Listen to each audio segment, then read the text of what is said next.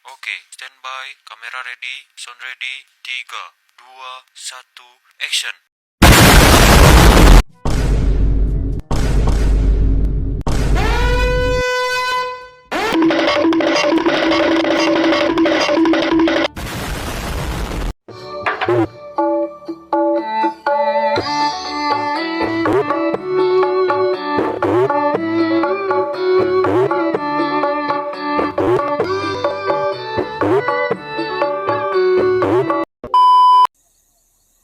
Oke, daon nih. Baiklah, Assalamualaikum warahmatullahi wabarakatuh. Saya Andika Saputra dari Prodi Teknologi Informasi 5A ingin memenuhi tugas video dakwah AIK 3. Baiklah, adapun temanya yaitu tentang digital ramah lingkungan, teknologi untuk bumi yang berkelanjutan. Alhamdulillahirrahmanirrahim, segala puji bagi Allah yang telah memberikan kita nikmat iman, Islam, serta akal pikiran yang luar biasa. Dialah Rob yang menciptakan langit dan bumi serta segala isinya dalam keseimbangan sempurna. Salawat serta salam semoga senantiasa tercurah kepada baginda Nabi Muhammad SAW, seorang yang tidak hanya mengajarkan urusan akhirat tetapi juga adab dalam menjaga alam semesta. Beliaulah yang bersabda, sebaik-baiknya manusia ialah yang paling bermanfaat bagi manusia lain. Saudara yang dirahmati Allah, hari ini kita hidup di era digital yang sangat mutlak. Hampir setiap hembusan nafas kita bersentuhan dengan teknologi.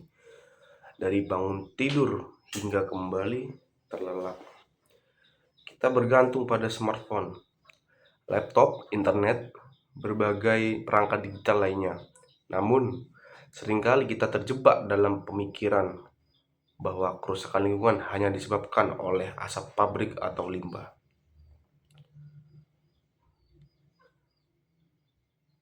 Kita lupa bahwa ada jejak karbon yang tertinggal setiap kali kita mengklik layar ponsel kita. Setiap kali kita mengunggah foto ke media sosial, bahkan setiap kali kita menonton video di platform streaming.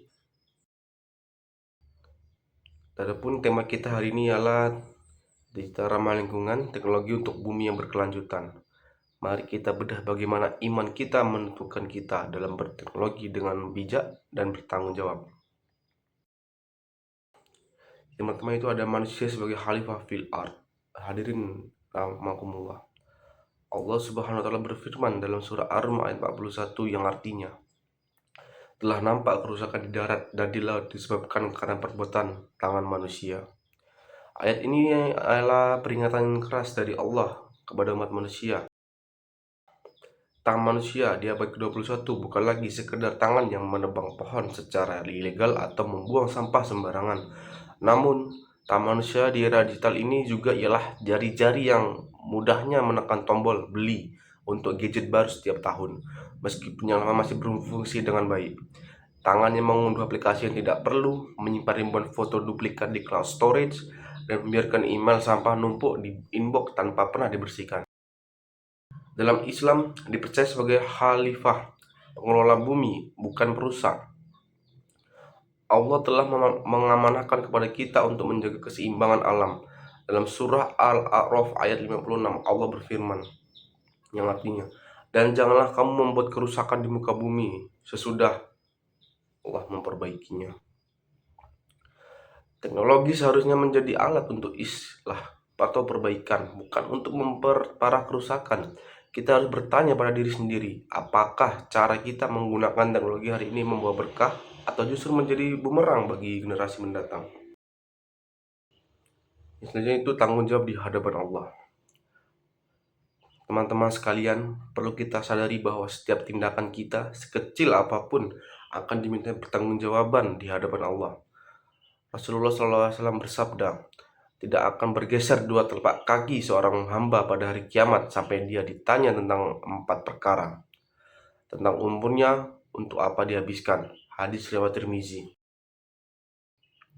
Umur kita yang dihabiskan dengan scroll media sosial tanpa manfaat, energi bumi yang dikuras untuk mendukung gaya hidup digital yang kita boros Semua itu akan ditanyakan, apakah kita telah menggunakan nikmat teknologi ini dengan bijak, ataukah kita telah menyia-nyiakannya? Adapun yang selanjutnya itu ada ancaman yang terlihat. Hadirin rahimakumullah. Tahukah kamu bahwa setiap email yang tersimpan di server itu membutuhkan energi listrik terus-menerus? Setiap video streaming berkualitas tinggi mengonsumsi bandwidth yang setara dengan meninggalkan lampu menyala selama berjam-jam. Dan bahwa pusat data atau data center itu di seluruh dunia tentunya mengonsumsi sekitar 1 hingga 2% dari total energi listrik di global. Angka terus meningkat setiap tahunnya.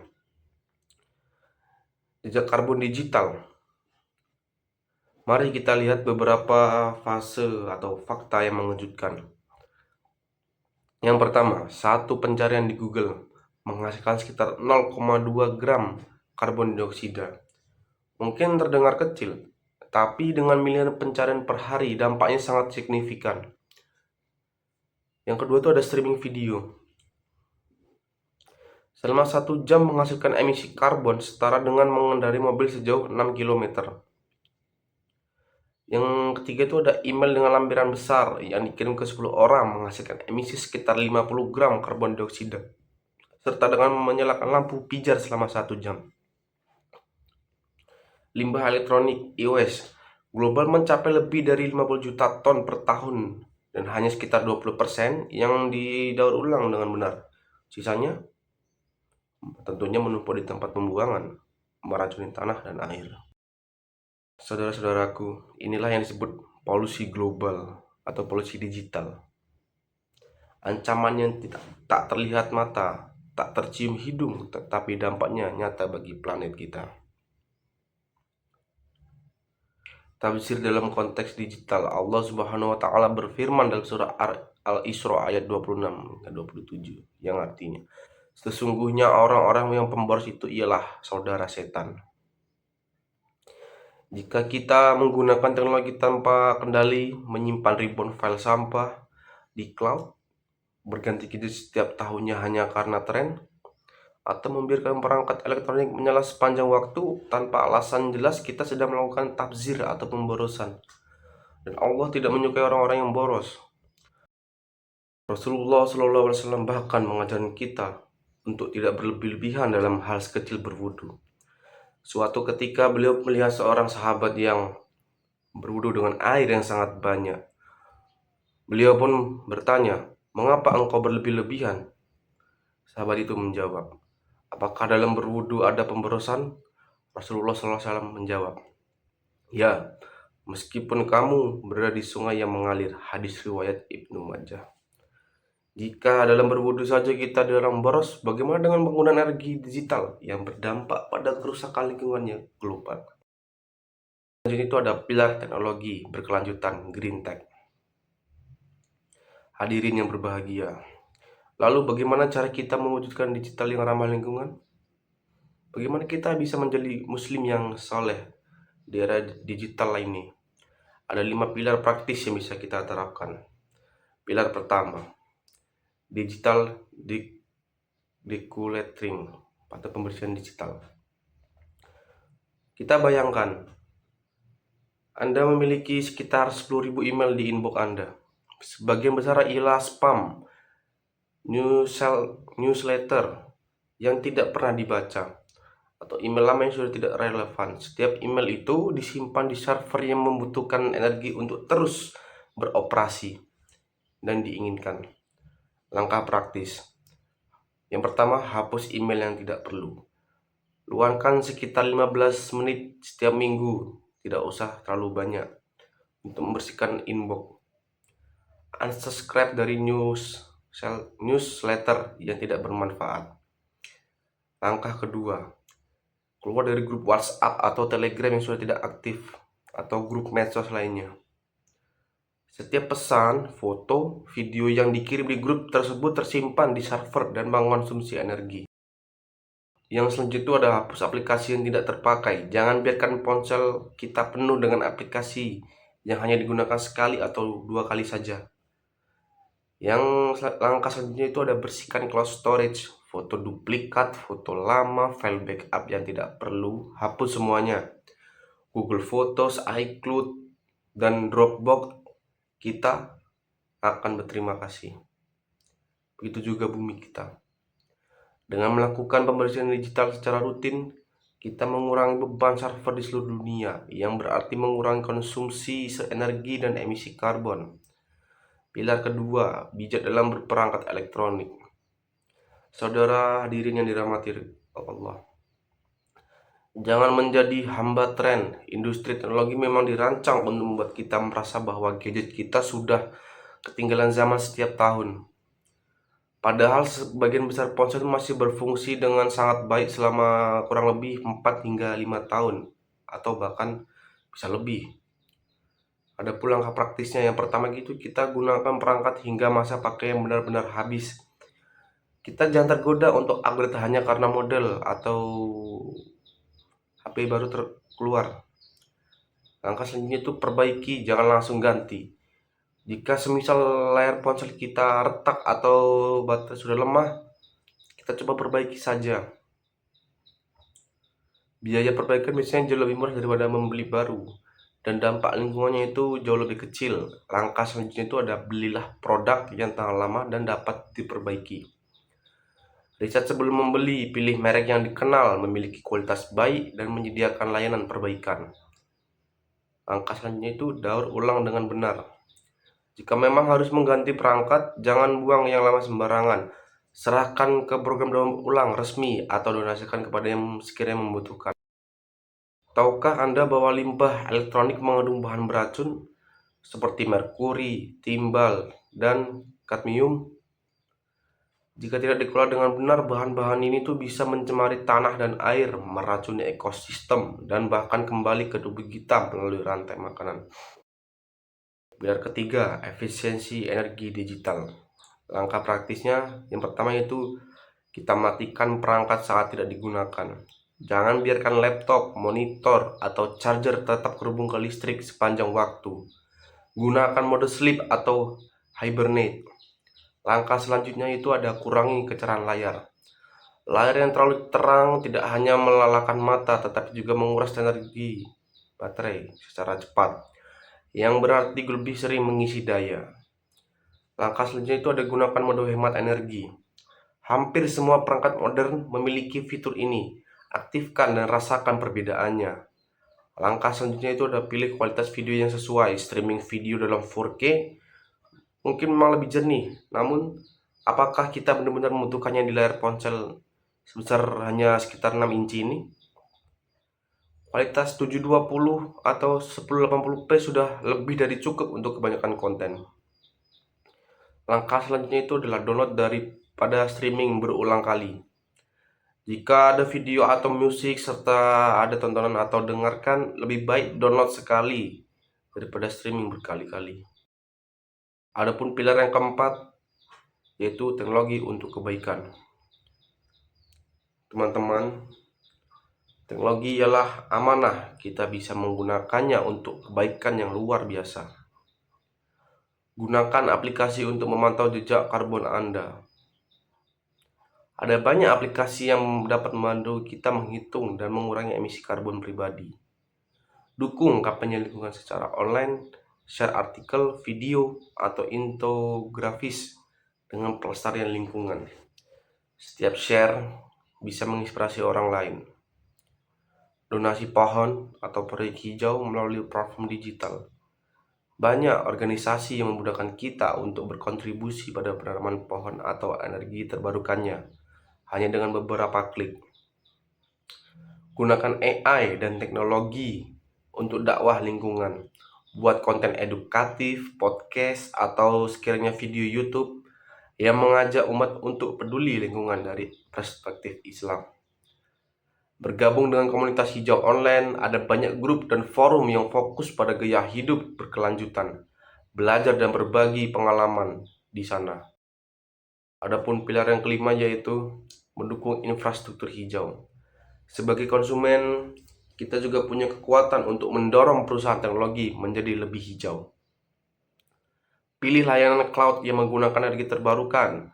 Beberapa perusahaan besar seperti Google, Microsoft telah berkomitmen untuk menggunakan sekiranya 1% energi terbarukan di pusat data mereka. Dukung merek yang transparan tentang rantai pasokan mereka. Pilih produk dari perusahaan yang peduli pada hak pekerja dan lingkungan. Berikan feedback kepada perusahaan. Jangan ragu untuk menulis email atau memberi komentar dari media sosial. Meminta mereka untuk lebih peduli pada lingkungan. Baiklah, yang selanjutnya itu ada kisah inspiratif ketika teknologi menjadi amal jariah. Saudara hadirin yang dirahmati Allah, izinkan saya berbagi sebuah kisah inspiratif di sebuah negara di Afrika. Seorang pemuda muslim yang bernama Ibrahim mengembangkan sebuah aplikasi sederhana yang membantu petani lokal memantau cuaca, kondisi tanah menggunakan teknologi AI. Aplikasi ini membantu menghemat air hingga 40% dan meningkatkan hasil panen. Ibrahim tidak mengambil keuntungan dari aplikasi tersebut. Dia memberikannya secara cuma-cuma kepada siapa saja yang membutuhkan. Ketika ditanya mengapa, dia hanya menjawab, Rasulullah SAW bersabda bahwa sedekah jariyah akan terus mengalir pahalanya meskipun kita telah tiada. Saya ingin teknologi ini menjadi amal jariah saya. Setiap tetes air yang dihemat, setiap pohon yang diselamatkan Allah dicatat sebagai kebaikan. Itulah contoh nyata bagaimana teknologi bisa menjadi wasilah atau perantara untuk mendekatkan diri kepada Allah melalui penjagaan terhadap ciptaannya. Selanjutnya itu ada menuju kesalehan digital. Saudara hadirin sekalian, kesalehan seseorang di era modern tidak hanya diukur dari panjangnya sujud atau banyaknya sedekah dalam bentuk uang. Kesalehan juga diukur dari seberapa peduli ia terhadap dampak keputusannya terhadap lingkungan. Teknologi ialah pedang bermata dua. Ia menjadi amal jariah jika digunakan untuk kemaslahatan. Namun, tentunya bisa menjadi beban di akhirat jika digunakan secara mubazir dan merusak ekosistem. Konsep maqasid syariah dalam teknologi.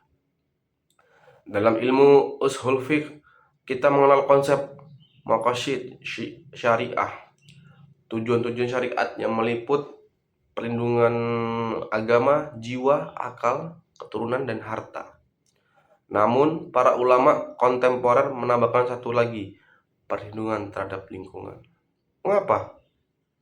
Ya, karena tanpa lingkungan yang sehat, keempat maqasid lainnya tidak bisa terwujud. Bagaimana bisa menjaga jiwa jika air dan udara tercemar? Bagaimana bisa kita menjaga keturunan jika bumi yang kita wariskan sudah rusak? Oleh karena itu, menggunakan teknologi secara bertanggung jawab ialah bagian dari menjaga maqasid syariah. Ini bukan hanya anjuran, tetapi kewajiban kita sebagai khalifah fil ard. Sebelum menggunakan teknologi, tanyakan pada diri kita sendiri. Yang pertama, apakah ini benar-benar saya butuhkan? Hindari konsumen yang berlebihan. Pertanyaan nomor 2, apa dampaknya terhadap lingkungan? Pertanyaan nomor 3, apakah ini membawa manfaat atau justru mudarat? Jika jawaban dari ketiga pertanyaan ini mengaruh pada kebaikan, maka lakukanlah dengan penuh kesadaran dan syukur. Jika tidak, maka tinggalkanlah. Adapun yang ke-6 yaitu peran ulama dan cendekiawan muslim. Hadirin yang dirahmati Allah, para ulama cendekiawan muslim memiliki peran penting dalam membimbing umat di era digital ini. Mereka perlu mengeluarkan fatwa panduan tentang penggunaan teknologi yang sesuai dengan prinsip Islam, mengintegrasikan pendidikan lingkungan ke dalam kurikulum pesantren dan lembaga pendidikan Islam, menjadi role model dalam menggunakan teknologi yang bijak dan ramah lingkungan, membantu platform digital untuk dakwah lingkungan yang berbasis syariah. Kita juga perlu mendorong lembaga-lembaga Islam untuk mengadopsi praktik hijau dalam operasional mereka, dari masjid yang menggunakan panel surya hingga madrasah yang menerapkan sistem paperless. Dan selanjutnya itu ada gerakan kolektif dari individu ke umat. Saudara-saudaraku, perubahan besar dimulai dari langkah kecil. Jika setiap muslim di dunia yang jumlahnya hampir 2 miliar menghapus satu email yang tidak perlu hari ini, Bayangkan berapa banyak energi yang bisa kita hemat. Mari kita mulai pergerakan Jumat Bersih Digital. Setiap hari Jumat, luangkan waktu sekiranya kurang lebih 10 menit untuk membersihkan perangkat digital kita. Hapus file sampah, bersihkan inbox, keluar dari grup yang tidak aktif. Jadikan ini sebagai ibadah, sebagai bentuk syukur atas nikmat teknologi yang Allah berikan. Kita juga bisa memulai Ramadan hijau digital. Di bulan suci nanti, selain berpuasa dari makanan dan minuman, kita juga berpuasa dari konsumsi digital yang berlebihan. Kurangi screen time, fokus pada ibadah, dan gunakan teknologi hanya untuk hal-hal yang bermanfaat.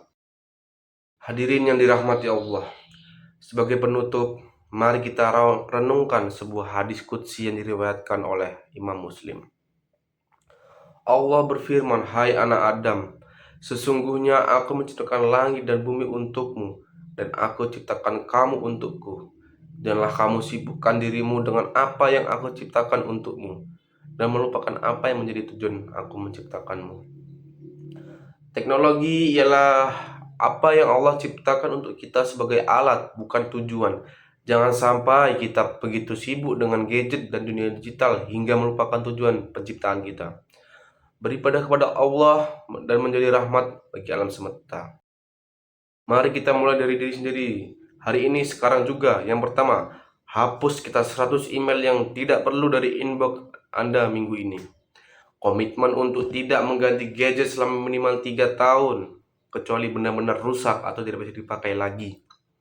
Share pesan ini kepada minimal sekitar 5 orang, tetapi jangan sekedar forward aja. Ajaklah mereka untuk benar-benar mengamalkannya. Niatkan dalam hati bahwa setiap klik, setiap download, setiap keputusan digital kita ialah untuk kebaikan bumi dan anak cucu kita. Email yang dihapus mungkin terasa kecil, tapi jika jutaan umat muslim melakukannya dengan niat menjaga bumi Allah, itu adalah sebuah gerakan revolusioner. Ini ialah bentuk jihad modern kita, jihad melawan kerusakan lingkungan, jihad melawan pemborosan, jihad melawan kelalaian kita sebagai khalifah. Ada dua penutup yang akan saya bacakan menggunakan bahasa Indonesia.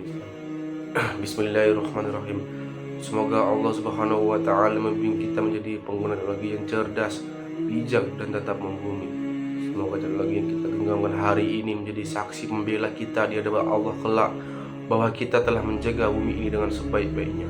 Semoga Allah menjadikan kita bagian dari orang yang memperbaiki, bukan merusak. Semoga Allah merahmati langkah kita dalam menjaga amanahnya. Ya Allah, jadikanlah kami hamba-Mu yang senantiasa bersyukur atas nikmat teknologi yang Kau berikan. Lindungilah kami dari sikap boros dan lalai. Berikanlah kami kesadaran untuk selalu menjaga ciptaan-Mu. Jadikanlah setiap tindakan kami sekecil apapun sebagai amal saleh yang diridhoi. Rabbana atina fid dunya hasanah wa fil akhirati hasanah wa qina azabannar. Alhamdulillahirabbil alamin. Wassalamualaikum warahmatullahi wabarakatuh.